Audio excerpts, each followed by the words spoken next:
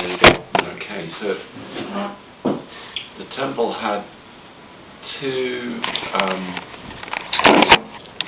sort of routes which caused it to come into being. The first route was a desire for the residents of Burnlaw to have a dedicated sacred space so they could both individually and collectively get together and meditate quietless on the sacredness of what it is to be alive. And that was a sort of like ongoing preoccupation, and we were sort of actively looking for a spot in the 40 acres of Burnlaw which would be fit for purpose. And the second and more dynamic route was the second Earthing the Spirit Festival, in which the organisers weren't quite happy with the festival as they had been with the festival number one. And when we had a discussion about it at the end of the festival, we came up with the idea, or somehow we came up with the idea of creating a sort of Baha'i village for a week. And within the concept of the Baha'i village of the week was the concept of the dawning place of the mention of God, where the villagers would go in the morning and the evening in order to remember the beauty of their being alive. And so we decided that the third Earthing the Spirit should involve an accessible earthing space. And then with that concept sort of top of the agenda, it then became, and we then decided collectively on that space, which was in a little forest plantation at the top of the beautiful field close to where Earthing the Spirit took place. And then with a £400 grant from Burnlaw and a £400 donation from Earthing the Spirit, and with the magnificent human resources of Mr. P. Rennick Esquire, and the incredible digging of incredibly thin Tim, and the enthusiasm of David Bray, who was a keen sort of had architectural aspirations. The temple got completed before Earthing the Spirit 3 and was filled with magnificent song and beauty and gorgeousness. And you must have been there. It was covered in white at that time. Covered in white. It was covered in just a big white sort of plastic. And then it's been evolving ever since. And then I suppose I came up with the idea of,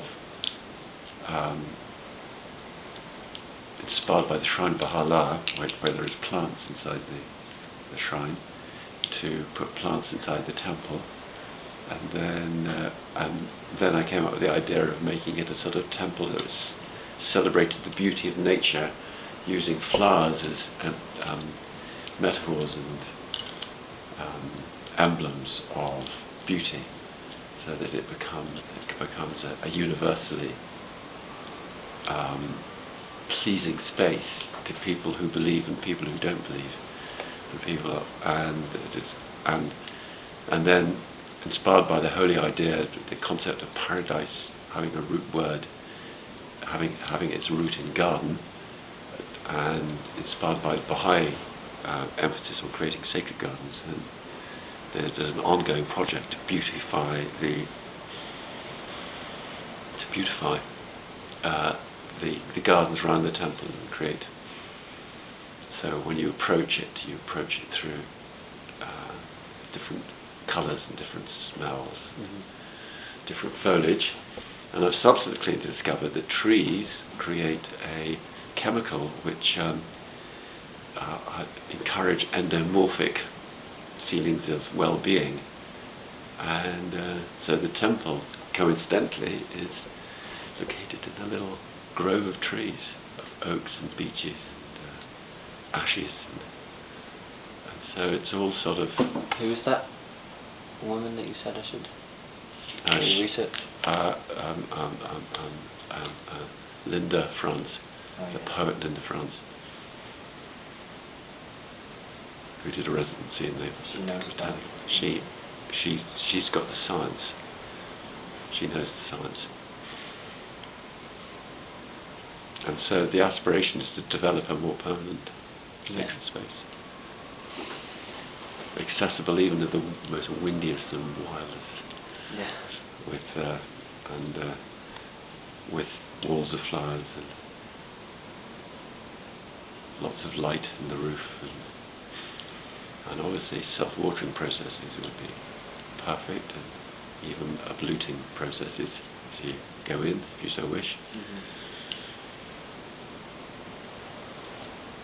And we have had the idea of digging up the clay in the big field and making big clay tiles for the floor. Yeah, okay. And the idea of nine doors, which is the idea of 9 doors, and having antique doors and craft doors and modern doors and antique doors, and then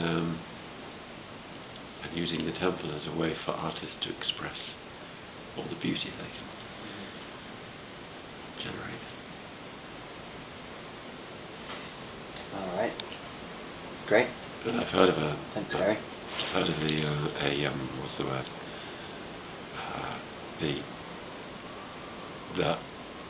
The home of the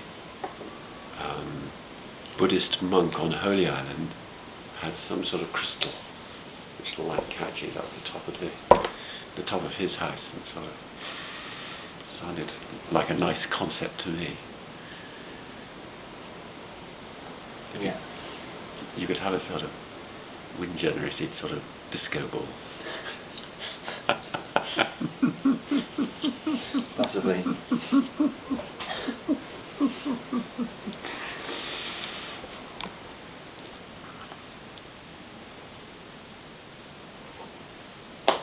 So, it's good.